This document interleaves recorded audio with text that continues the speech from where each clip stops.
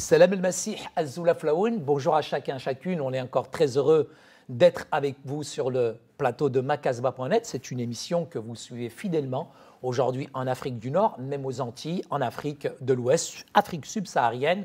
Et aujourd'hui, justement, à ce propos, je reçois quelqu'un qui nous vient directement d'Abidjan, de la Côte d'Ivoire. Mon cher ami Salomon, sache qu'ici, ce plateau aujourd'hui t'appartient. Merci beaucoup. Mais avant cela, je me tourne vers l'excellent, le talentueux, le fameux, te la pète pas, te la raconte pas, reste tranquille, fameux en tout cas groupe Kamemba. C'est à vous en musique. Merci.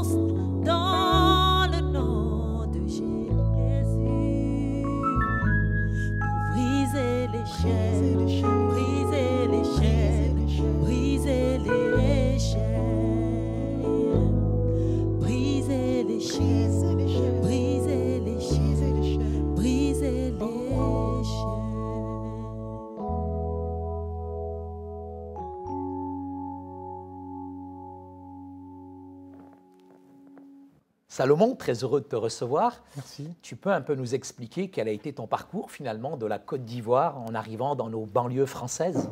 Alors tout d'abord, comme tu le disais si bien, je suis né en Côte d'Ivoire. Alors mon grand-père a eu à combattre pour la France. Il était basé au Sénégal, il s'occupait un peu du recrutement des tirailleurs pendant la Deuxième Guerre mondiale. D'accord. Tirailleurs sénégalais? Tirailleurs sénégalais et africains, parce que tout partait du Sénégal. Et ils étaient nombreux. Ils étaient nombreux, donc vu qu'il était intellectuel, du coup, il n'était pas au front, il était dans les bureaux et compagnie. Alors, la guerre a éclaté en 2002 en Côte d'Ivoire, suite à un coup d'État. Oui. Alors, du coup, avec ma famille, on est venu trouver refuge en France. Alors qu'on arrive en France, je suis dépaysé. En Côte d'Ivoire, on était une bonne situation, on était une famille moyenne. Alors là, c'est un chamboulement. D'accord. J'arrive en banlieue, des grandes tours, avec tout ce qu'on connaît de la banlieue. Dans quelle banlieue? Alors, on est arrivé d'abord à Boissy-Saint-Léger, dans le 94. D'accord. Après, là, j'ai suivi ma scolarité, j'ai grandi et on a déménagé plus tard à Clichy-sous-Bois, dans le 93. C'est-à-dire qu'on fait... Clichy-sous-Bois, c'est chaud quand même. On fait... tout à fait. Tu as les bosquets qui sont à côté. Tout à fait. Et là, on quitte du 94, on arrive à Clichy-sous-Bois. Et là, tout part en vrille. C'est-à-dire que la banlieue, on commence les trafics, le business, on arrache des sacs des gens, on vole des téléphones dans les trains. On avait une équipe, vraiment, on se surnommait les microbes. C'était la fusion de Clichy-Montfermeil. Wow. Donc vraiment, voilà, il y avait de tout dans l'équipe. Des Arabes, des Noirs, des Afghans. En banlieue, c'est un brassage. C'était la racaille attitude, là. Vraiment. Et là, 2005, le 27 octobre. C'est la date. C'est la date clé dans ma vie. Wow. C'est-à-dire que là, c'est l'apogée. Ziad Ebouna meurt, deux jeunes à Clichy-sous-Bois. Deux jeunes, malheureusement. Dans la centrale électrique. Oui. Et là, on décide de faire les émeutes avec la bande. On commence les émeutes. Alors, on est en plein hiver, donc on attend que vers 17h, 17h30, le soleil se couche. Plus la capuche, jogging, basket, cocktail Molotov, tout brûle. Ça a été une guerre urbaine. J'ai suivi ça à la télévision. Une guerre urbaine. Même les caméras américaines étaient là. Tu avais toute la presse qui était là. Tout le monde entier était là. Tout à fait, je me souviens. On a déclenché les émeutes, les flammes. C'est-à-dire, tu as participé personnellement? J'ai été parmi ceux qui ont poussé cet élan. Carrément, l'instigateur. L'instigateur avec d'autres copains. Tu n'as pas peur parce que les caméras sont branchées, tout le monde nous écoute. C'est mon ancienne vie. D'accord. Et je n'ai pas honte de l'évangile. Amen. C'est la puissance du salut pour quiconque amen, croit. Amen, amen, amen. Et voilà, les flammes dans les yeux, tout brûle. Voiture de police, voiture, camion de pompiers, gymnase, voiture des gens. La folie. C'était la folie. Et de là, il y a eu effet boule de neige. Les banlieues voisines, les villes voisines, la France, l'Europe. Oui, ça s'est embrasé, Jusqu'aux États-Unis. Il y a un effet de mimétisme qu'ont gagné d'autres pays aussi. C'était impressionnant. Jusqu'aux États-Unis, les gens brûlaient des voitures, pas solidarité avec nous.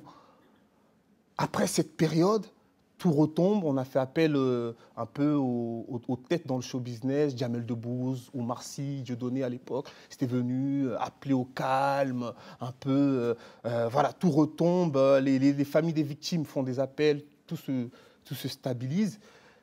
Et de là, j'ai la grâce de partir, de quitter la région parisienne parce que je faisais du sport.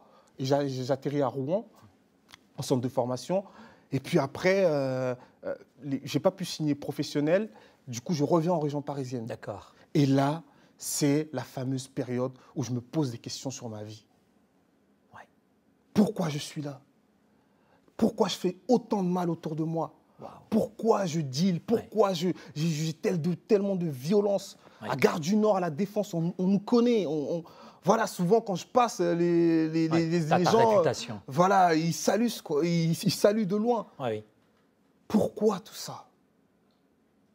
Et là, je drague une fille dans le train. Il s'avère qu'elle est chrétienne. Amen. Elle se laisse draguer.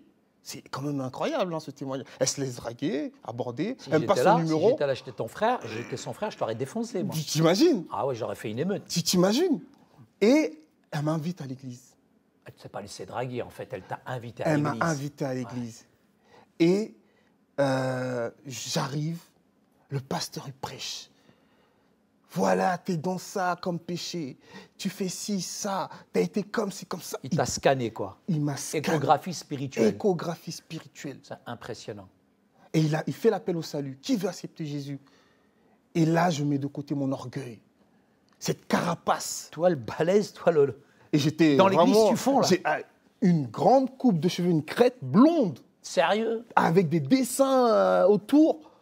Et des boucles d'oreilles percées à l'arcade partout. C'est pas vrai. Jean déchiré, un t-shirt tête de mort. Picasso, mon frère. Et là, j'avance pour recevoir le Seigneur. Ça, c'est impressionnant.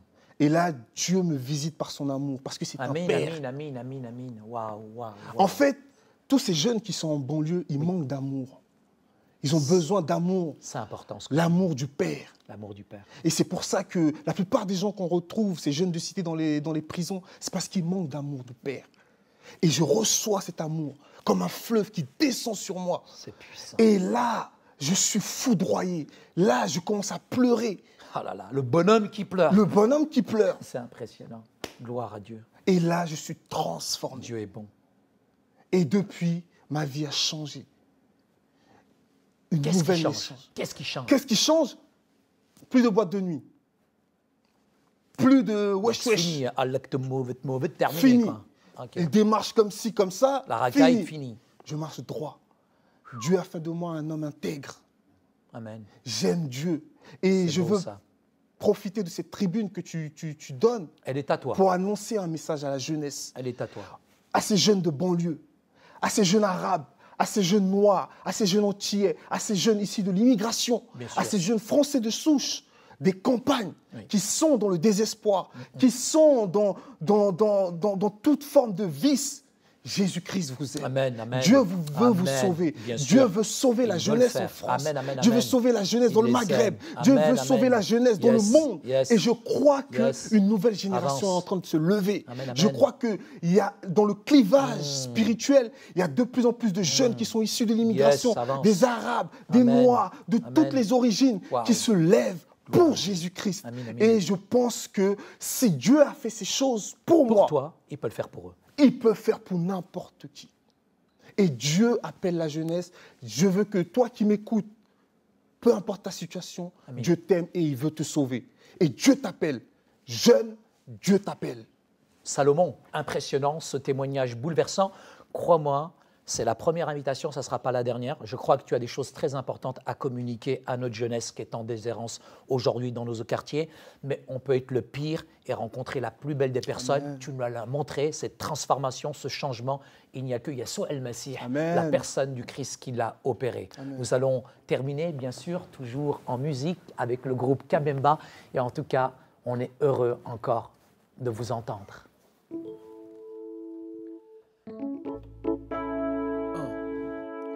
Je chanterai de tout cœur les merveilles de mon papa Yahweh.